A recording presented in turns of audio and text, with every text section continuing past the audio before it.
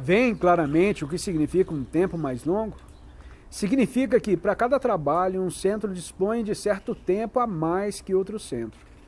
Por mais singular que isto pareça, o fato da grande diferença de velocidade dos centros explica grande número de fenômenos bem conhecidos que a ciência ordinária não pode explicar e, geralmente, deixa passar em silêncio ou simplesmente recusa discutir.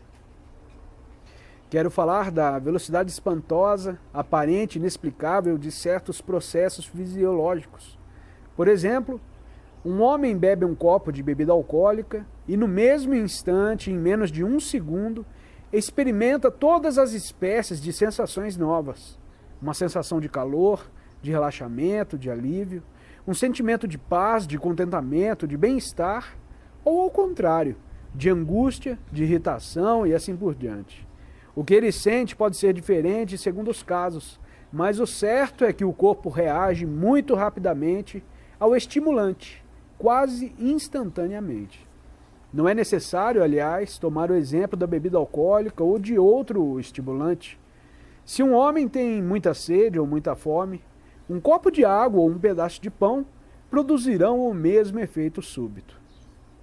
Podem-se constatar fenômenos semelhantes que evidenciam a enorme velocidade de certos processos, particularmente quando se observam os sonhos.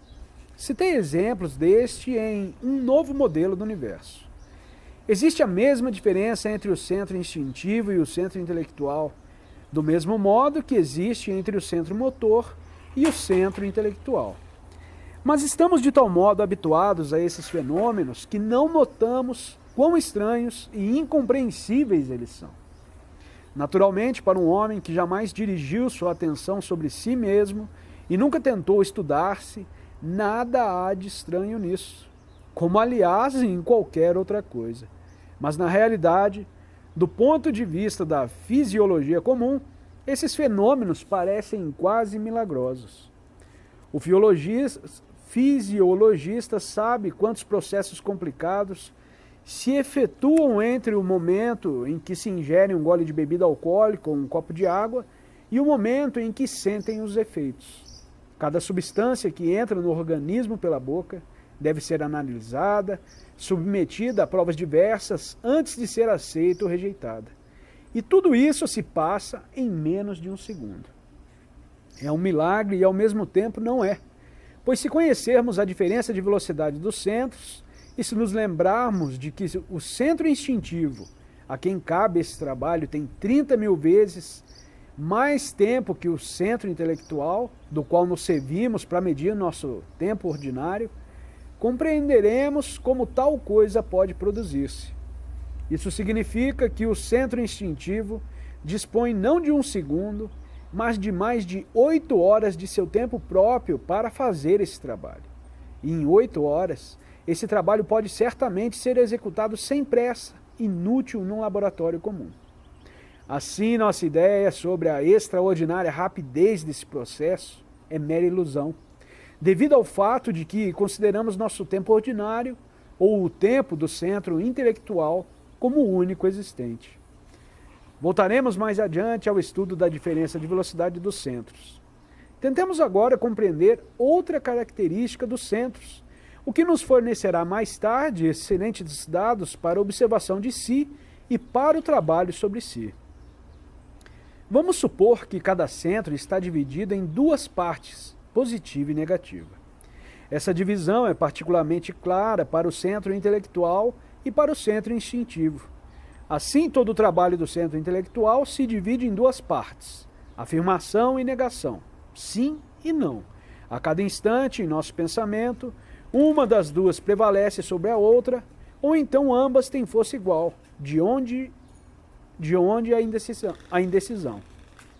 A parte negativa do centro intelectual é tão útil quanto a parte positiva, e o menor enfraquecimento de força de uma com respeito à outra acarreta perturbações mentais.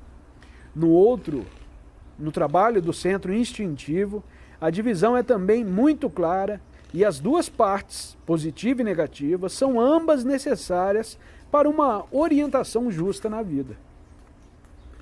As sensações positivas ou agradáveis de paladar, olfato, tato, calor, frescor, ar puro, todas atestam condições salutares à existência. E as sensações negativas ou desagradáveis, de mau cheiro, mau sabor, de contato desagradável, a impressão de calor sufocante ou de frio excessivo, todas atestam condições prejudiciais à existência. Em resumo, pode-se dizer que na vida não é possível nenhuma orientação verdadeira, na ausência de sensações, tanto agradáveis como desagradáveis.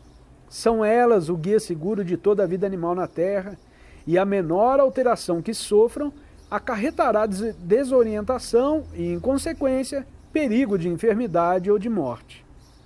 Pensem quão rapidamente se envenenaria um homem se perdesse todo o sentido de paladar ou do olfato, ou se por algum artifício superasse seu asco natural às sensações desagradáveis.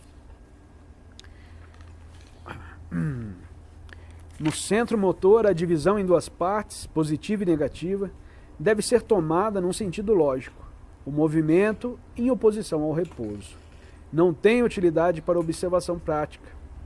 No centro emocional, à primeira vista, a divisão é simples e evidente. Se tomarmos as emoções agradáveis, tais como alegria, simpatia, afeição, confiança em si, como atinentes à parte positiva, e as emoções desagradáveis, tais como aborrecimento, irritação, ciúme, inveja, medo, como atinentes à parte negativa, as coisas parecerão muito simples. Na realidade, são muito mais complicadas.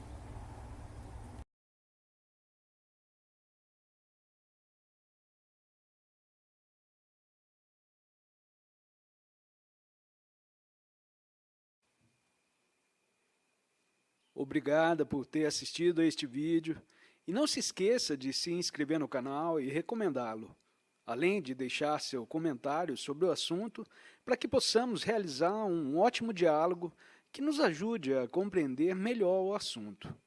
Tenha um ótimo dia e até o próximo vídeo.